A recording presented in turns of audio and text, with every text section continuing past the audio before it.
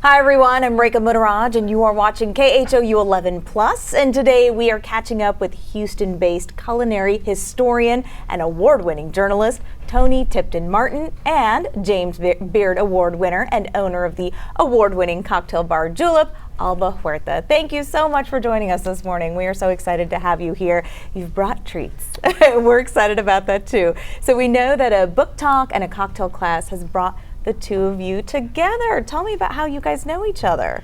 Well, we have not, I don't think, officially met before, right? Oh, so we met at the Beards. Oh, we did meet at the Beards. Yes. That's right. Yeah, it was I was like, is that Toni? Yes, and Toni's a big deal. Yes. Like, that's Toni. It's like, oh my God, hi Toni. Well, so I went into the bar when I first moved here, and I was doing the same thing. I was like, and she's very important, and my family was like, oh, you know important people. Oh my goodness. It's very cool. I love it. I love when great women come together. This is a really good meeting, and I'm glad to be here with you both. Toni, I want to start with you in this amazing book. It's called When Southern Women Cook.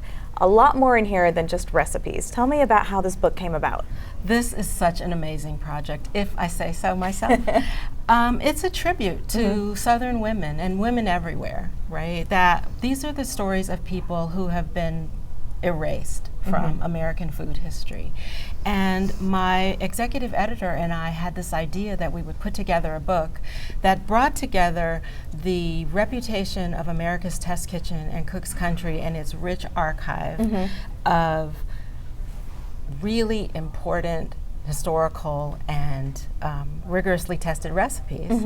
And then we would match those with my passion for journalism and identifying the people behind recipes. And so Morgan worked with me to comb the archive and come up with iconic Southern dishes. And then we curated 70 women writers to tell those stories, and where we couldn't fill in everybody as a writer, then we went back and introduced women like Alba, who had a story that we could tell as part of another story. So Alba is in a wonderful page here. Let's talk about where Alba is. She is on the What's page. the drink that's featured Alba here, is featured in the mint julep, obviously because of the name. But we took some of our tips from Alba before this was even a project for how we make the mint julep at America's Test Kitchen from her book. And the mint julep is a very Southern drink. I mean, you don't get more Southern than that. Tell me a little bit about why you wanted this recipe featured. There's a few reasons why I'm so attached to this drink, and I think most importantly, it has a little bit of a genteel, like almost feminine appeal to me. And I was like, what would I name a bar if I had a bar? I was thinking about this for so long, and the name julep just seemed very. Like it represented a region. It didn't necessarily, like a lot of cocktails come from a certain place, you know, like very iconic drinks you can find in New Orleans, for example, where they're like the Sazerac is from there. Like these things are coming from a city. And what the julep had was a regional spread where you could borrow ideas from like different Southern states. That's where we are. You know, our produce, our ideas, our weather is really important when you think about how we drink and how we eat. And so that just appealed to me overall to be a cocktail bar, or a name for a cocktail bar. But it's also an all-year cocktail. You know, you can have it in the winter, you can have it in the summer. It appeals to you in so many different ways. So I'm fascinated with it. It's originally a vessel for medicine. You know, which a lot of drinks were before water was potable. So it started from like I think 600 BC, where they were administering medicine and mellowing it because it was very bitter, and mellowing it with like sugar, mint, and I was like, okay, that's the premise of a julep. And then it gained its popularity in the South and became this Southern icon. You know, so it has a long-standing history of being a vessel for medicine and a cocktail per se, but when it started being made with whiskey and it like claimed its own fame in the South, and so I was like, that sounds like something I did. You know, like, I was born in Mexico. I was raised in Texas, and I became a citizen at the age of like 21, I think. Wow. You know, when I was finally able to take my citizenship test, and I was like, I think this is like, I feel like there's something synonymous here with this cocktail. It's like an ode to your new home, your adopted home. That's really, you're paying homage to that. Now, tell me about your Southern roots, Tony. So I'm from Los Angeles, so Southern California. Okay. But my family does have roots here in Northeast Texas and Louisiana. And so once my family decided to locate here, my husband and I raised our kids in Austin. And then we've moved around to various places once they went off to college. And since the family was here, we decided to come back because I have had such a strong relationship with Texas. My first book, The Jemima Code, which won a James Beard Award, was published by the University of Texas. And it was published in a similar way to what Alba's describing, in that there were these stories and people that we don't know about associated with dishes, and no one wanted to publish a book like what I was interested in, but UT was willing to do it. And so I have a very special affinity to Texas and to UT Austin. The other thing that really draws me here is I had an opportunity to present an exhibit at Project Row Houses some years ago, again during the time when people were really not interested in hearing about the alternative stories behind our recipes and our favorite iconic dishes. And so we occupied one of those houses and installed images of women who were cooking at the turn of the 20th century. Wow, that's incredible. Yeah. I think the thing about recipes is recipes are stories themselves.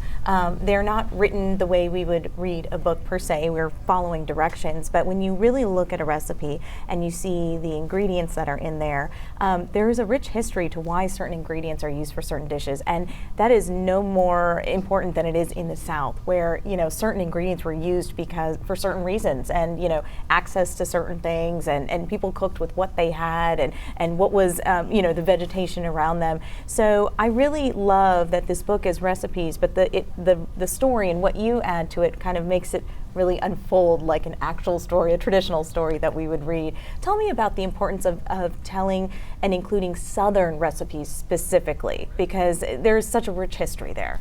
Well, if we stick closely to the julep story, what we don't often talk about is that there is an rich African American history tied to the mint julep. And so mint was one of the prolific herbs that Black men could grow, and during the early 20th century, late 19th century, they were working behind the bar. They worked in gentlemen's clubs, private clubs, and they actually went by the title of mixologist, many of them. We've very seldom heard about them. But the mint julep is one of those dishes, one of those drinks. The mint julep is one of those drinks that allowed African American bartenders to really shine and show their character and their identity. So one version of this drink was made by a man named John Dabney in Richmond, Virginia, and he piles the drink with all of these delicious looking fruits. So you already have the ice cap, right? And then on top of that, he has all of this amazing fruit. And so he and another man, Tom Bullock, who has a relationship with the George Bush family, who absolutely loved his mint julep. He served it in St. Louis, and he published a cookbook in 1917. And so there are those kinds of stories that we hear about if we do a lot of extra work to find them, to excavate those stories. And I just felt like I had just published a book about cocktails and mixology and African American recipes.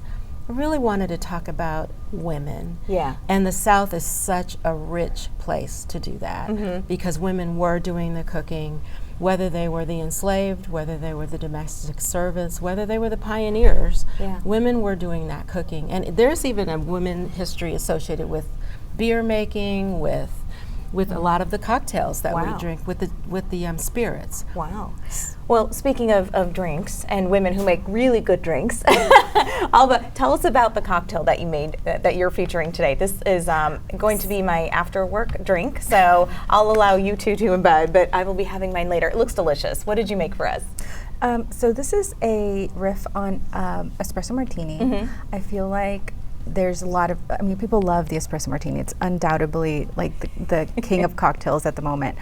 And I was like, it's a breakfast, it's an early morning. There's probably gonna be, I was like, maybe there's cornbread, and there is. But it is tequila. So it has tequila, cold brew, done in a café de olla style. So it has all the spices of a café de olla. Mole bitters, orange bitters. Mole bitters? I've never heard of that. I haven't heard of that Oh my goodness, either. that's really unique. It's delicious. It's chocolate. It's actually chocolate mole bitters. So it's just a beautiful deep spice. And a little bit of condensed milk, just so that it's easy to imbibe. Goes down It's breakfast, smoothly. very breakfast I love breakfast it. tones. Yeah. I want to talk to you about owning Julep, an award-winning bar now. What was that journey like for you? When did you realize that this was what you were meant to do? I feel like the second that I sat behind a bar, which was very early on in my career, I would say to myself, like, I want to own a bar. I had no idea what it meant, right? Like, I was just like, it feels right. It felt like just a place of community and a place where people would meet and have fun and just kind of relax and have that, like, make friends. And I loved that environment. Later, cocktails showed up, and I was like, it's geeky, like, it's fun, like, I'm learning about history, and I was like, okay, this is it. This is what I'm going to do. I'm going to make cocktails. And somehow those two people met later, and those two iterations of me met in a few years later, and that's when I decided to open a cocktail bar, because I felt like how beautiful to be creative, to be constantly creative, to meet people like Tony, like to have to be part of this culinary dream, this culinary landscape of Houston, and I still feel that way. Like, it's been 10 years for us, and it still feels like really exciting every time we write a menu. Every time there's a, you were saying, like, the language of recipes. I read menus that way. Like, I show up to a restaurant, I'm like, what is the chef trying to say to me on this menu, and what is this ingredient? And how did they do that? And so, like, I'm very inquisitive in that way, and I was like, if this could be my life, I would be the luckiest person in the world. Because there is pouring yourself a drink, and then there's crafting a cocktail, and that takes a lot of thoughtfulness. It takes a lot of knowledge and history and understanding that what you're putting together is a story in a glass. Really, that's incredible, and it seems that you've managed to do that at Julep and more. So that's pretty nice. You know what? Can I just share? Absolutely. What's really, really incredible about the story that she's telling is that that's really what we capture here in this book. The ways that women have used their creativity and their curiosity to create identities for themselves, which you can see in their ingredient choice. You can just tell what they are growing, what they have access to, as you said. But also, it's a way for women to gain their economic independence. And that is what is so important to me in using this book as a tool, really, to spur women on to realize that you have this really rich history. You can add that to your creativity and your desires to do something for the community. And you can funnel that through recipes and cooking. And here's a whole book of examples of women, whether they're shrimpers, whether they were rum runners, whether there's a woman here we describe who's she's responsible for the red wax strip on a bottle of Maker's Mark. Wow, I didn't realize that. Right, so there are all of these fun stories. There's some serious stories as well. But mostly what we want to do is encourage women to take care of themselves, and food is a way to do that. Speaking of food, this cornbread looks amazing. I've been staring at this basket all morning. Tony, tell us about what you brought in. So I didn't know quite what was going to bring either. And so I decided that we would make our corn muffins. These are our corn muffins. Can I dig in while you tell me about them? Let's do it. They are much better when they're warm. I'm going to tell our director, DeMarcus, I'm like, zoom in on this gorgeous basket, DeMarcus. They're much better when they're warm, but they are served with a cardamom butter. Cardamom butter, oh, So wow. here's the story. Okay, this book not only features the traditional iconic dishes and stories that you expect in a Southern recipe book, but we wanted to also think about who are the modern women today that are being innovators and changing our opinions about food and drink. And so the recipe was inspired by Asha Gomez, who is in North Carolina, a restaurateur in North Carolina, and she has a cardamom corn muffin on her menu. Wow. And so we used her as inspiration and created a very rich, delicious corn muffin, and we added the cardamom to the butter. So that you can, if you want to partake of that, you can, but if you don't have to. And when we were talking earlier about the techniques and the ingredient choices that we make at America's Test Kitchen, there's a trick here in this recipe. So most people that know making cornbread, you start with dry ingredients and you have your liquid ingredients separate. But we take a part of each one, the milk and the cornmeal, and we microwave them and create a thick little paste. And it just gives the muffins a kickstart in the oven when you bake them. And so they're going to be very, very moist. That might even surprise you. And as you can see, there's some corn kernels there. Yes. I had to try this better. I know. I know. The butter looks amazing, but too. the corn kernels are they're there, and this is fresh corn scraped right off the cob. You could use frozen if you wanted to. But we just love this recipe. This looks amazing. And then we were talking earlier about the book, and something that cornbread goes well with is when you've got a bunch of barbecue, and you were talking about women in barbecue. That's more rare than we realize. We know Texas barbecue. We've amazing award-winning places in our neighborhood, but seeing women back there and being pit masters and looking at that's not common. That's not common. And again, editor Morgan Bowling is absolutely passionate about barbecue, and she's one of the few women that would be considered a pit master. And so she visited Texas. She visited Texas several years ago to attend the Food Waste Texas barbecue conference. And she noticed that she was one of only 4 or 5 women at this event. Wow. And she came, that was part of the spurring of this book, was she came back like, there are so many things that we could tell other women about this practice. And it doesn't just have to be about guys and big fires and big hunks of meat in the ground, right? And so she interviewed and spent time with Tootsie, who is in Lexington. She visited with the women of Bab's Barbecue, the women of Barb's Barbecue, Barbecue. That's a tongue twister. That's a hard one. Good name, but it's hard to say. Leanne Mueller also has La Barbecue. And so we discovered that there are multiple women here. And of course, my favorite, although it's not barbecue, but my favorite story is about Mama Nympha. Oh, yes. And the credit that she deserves for introducing Americans to fajitas. That's a huge deal, and we tell that overlook story. that. They absolutely overlook that. So we've reclaimed some space in the barbecue world. Yeah, and also women just in the restaurant, the food, the beverage industry. We do really well in the kitchen, but representing on a professional level and on a larger scale, sometimes we go underrepresented there. Maybe talk to me a little bit about what it took for you to break into that business, because it's tough as it is. Did you face any challenges being a woman? Yes, I feel like yes.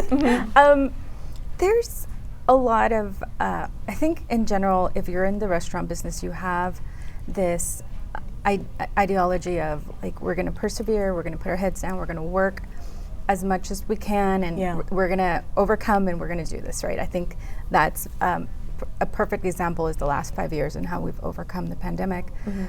And having that mind space, you just kind of become laser focused. Although these things are happening, you're aware of them.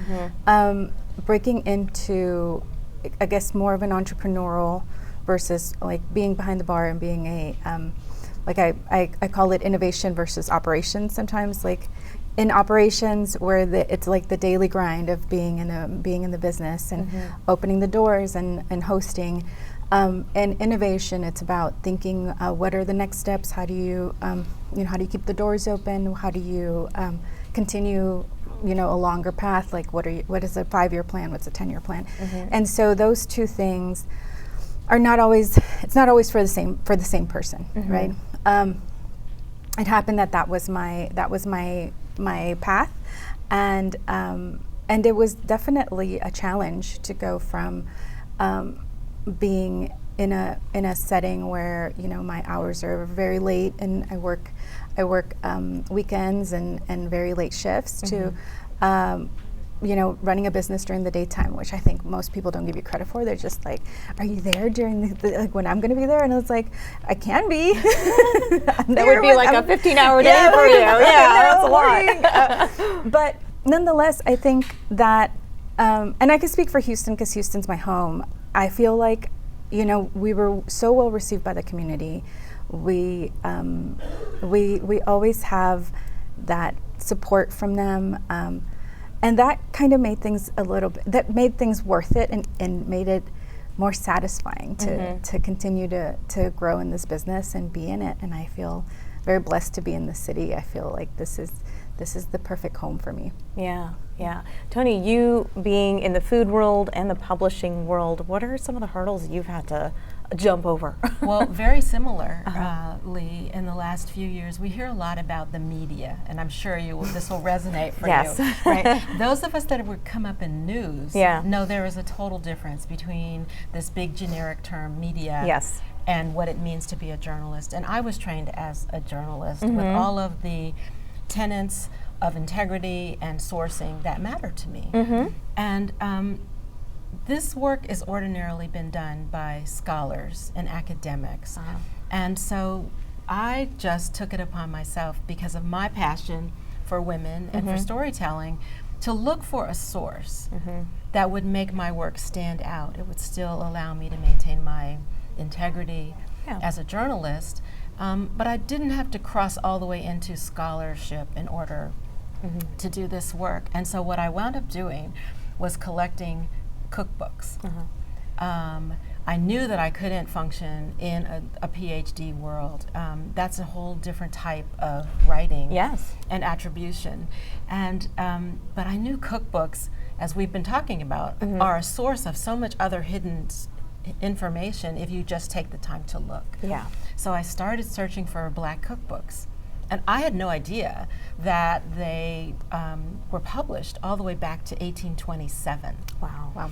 And so I started the hunt for them on eBay and various other corners of the internet. And now I have some 450 cookbooks. Some of them are rare. And they've given me the opportunity to really explain the experience of African Americans in the food world and women as well in a way that most others don't, because they're siloed and using their own source to make a point. And so the struggle I faced was being taken seriously. Wow. Right? Because even though I had a journalism degree, I worked for the LA Times, I had been a food editor, but I was not a scholar. And so with the clash of not being a PhD with this generic thing that's the media, I was caught in the middle. And people weren't valuing what it means to be a journalist. And so I hold really fast to that.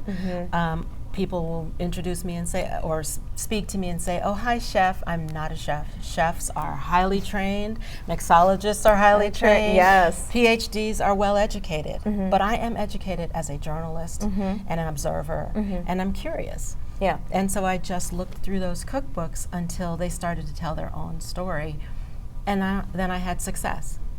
And unlike a scholar, when you're looking through it through your journalist lens, you are seeing things that other people might not see, and also bridging, the person who is reading your book with what a scholar is saying. So that's a really incredible lens that you're giving all of us into this cookbook. I find it interesting also that a lot of times you see cookbooks and you're very much able to tell this is done. It's not often a chef. It's like a home cook or someone who is highly trained as a cook but not technically a chef. This has a mix of everything and everybody. It's a lot of voices are heard in this book. Tell me about that. Absolutely. And so during my transition out of the newsroom, I became president of an organization called Southern Foodways Alliance, which is based at the University of Mississippi. And for years, I listened to Southern women in that group talking about their frustration in the ways that stories were being told about Southern women. Southern women were part of the farm-to-table movement. As we know, vegetables and gardens are highly important in the South. As I said earlier, women were part of making part of the distilling process because you begin with, when you make beer, you start in the kitchen cooking a mash. So the cooking part is what the women could do. Yeah. So there were all these ways to look through a recipe and see the role of a woman in it, and I'd heard these voices for years, and I wasn't sure how I would ever do them any justice, right? But when Morgan came to me with her concerns about barbecue and other passions, we just sat down and started hammering it out and reached out to at least 70 of those women, and we curated a group of scholars, journalists, essayists. We have stories by and about farmers. We have stories by and about the bar world. We even retrieve and reclaim some historical stories as well. Wow. One of my favorite stories is about the Aunt Jules pie. Oh. And this was like really the trigger for Morgan. Okay. We had a recipe in the archives at America's Test Kitchen for a pie named after a Confederate general. And one of our editors brought it to her attention, and the question was, what should we do now in this day and age, post-Me Too, and all of the things that were going on in the George Floyd media reckoning? Yeah. What should we do about that? And being new to the building, I was just like, well, I don't know. If I want to do I want to take my identity all that way into this company? Maybe it doesn't seem fair. So we did a little research. And it turns out that the mistress of the house in the 20s, I think, I don't remember, she actually was included in a social column in the newspaper explaining the origins of this pie that she served at a party. Okay. And she named her cook because she was so proud to have a cook. Because that was the That's way a big deal. That's the way it was. I own a cook, so I own her material. I yeah. can do whatever I want to with it. Yeah. And so she said, this is called the Jefferson Davis pie. Oh. And so that recipe has been around for years. It's it's basically like a pecan pie, only made with raisins, not pecans. Oh, wow. And it's because at that time raisins were very rare and expensive. So if you could put raisins in your chess pie, Yes. it was very elite. So she names this pie the Jefferson Davis pie, but she also names the name of the cook in this article. And that was my opportunity. Yeah. You know, then I can go to leadership and say, okay, I'm not just making an arbitrary claim. Yeah. This is tied to the woman who named it, Yeah. and she says that that woman's name was Aunt Jewel something. And so now we have reclaimed Aunt Jewel's pie, and we have that recipe. We adapted it. Yeah. We brought it into our test kitchen and made it more modern. And it's absolutely delicious, even though we think, oh, raisin pie? But we have. I'll eat it. It but sounds amazing. It's amazing, and we have Aunt Jules to thank for it. I love that. This book really brings both context and history, and I think it just makes the recipes that much better. My final question to you both, because you guys are, prolific in this industry, and we are so happy that you're speaking with us. But I'll both start with you. You have come such a long way. You are a business owner, award-winning business owner. A lot of young women are looking up to you and seeing your success. Do you have any advice for women who want to get into your industry? Yes. I feel like I thought about things for a very long time, which I do think as women we do that. I think we over prepare, right? Yes. And I heard this I took a class with the James Beard Foundation. We did the Women Entrepreneurship program, and our entrepreneur professor at Cornell, who was our adjunct professor for this course, he said, men prepare 60% for what women prepare 100% for. Oh. And so that got all of us in the group thinking. We were like, what? We've been preparing our whole lives, and there's men out there who are preparing 60%, which is only 10% more than half. Yeah. Right? And so I guess my advice is just go for it. Like, the sooner you hear that statistic, you're like, what? I need to move faster. I need to have some more, I need to act more and prepare less, because we grow this arsenal of like preparation, and then we're like going to battle for something that we have to challenge ourselves. And I think that's my advice, and that can fit into people's lives differently, right? Like, sometimes we do need to prepare, but there's a point of like execution, and I think that's my advice. It's like you have to move with your dream. You have to make it happen. Yeah, I think as women, oftentimes we forget that we can learn as we go. We are often more prepared than we realize in our heads, which you've pointed out with that statistic. But it's the fake it till you make it thing. Like, just keep moving forward and learn as you go along, and you probably will learn even more exponentially. So that's I think it's like really good advice. Make it till you become it. Make it till you heard become it from it. I love that. podcast somewhere. That is good. That's my new phrase. Tony, how about you? What advice do you have for young women? Well, I have similar advice, but it comes from a different place.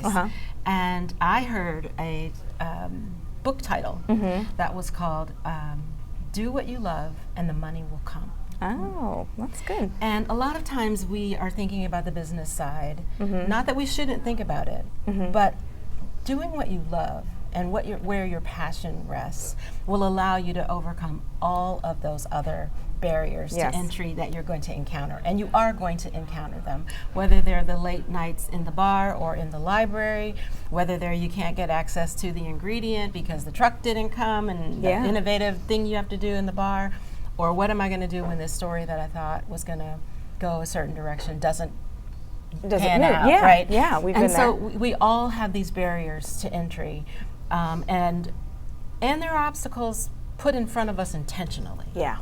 There are those that just don't want to hear sometimes the message that we want to deliver. And that's why you have to be so determined that you trust. Trust in yourself and trust in the vision that you were given. This little dream is in there, and you can grow it by adding those accomplishments each step of the way. That's amazing. Thank you both. So Tony Tipton-Martin, When Southern Women Cook, and Alba Huerta, the owner of Julep. Thank you both, ladies. Thank you so much for joining us today. This is a very insightful discussion. And we have an event. We have an event tomorrow. That's right. Let us know. Okay. At Julep, we will be featuring Tony and her book, and we'll do a little cocktail class. We'll have some bites if you guys want to come. And I mean, Tony's an icon. We're going to continue I the know. We're going to continue the conversation. Yeah. So it's at Julep Bar on Wednesday at 5:30 p.m. Wonderful. Okay, and we'll definitely put that information up on our website as well, so folks know to come there. Thank you so much. I'm going to cheers with you, ladies. Hooray. I appreciate your time, your insight. What a wonderful conversation. Thank you. Cheers. Cheers. All right, cheers, guys. I'm Rekha Mudaraj. Thanks for joining us on KHOU 11+. Let's eat. This is good, too.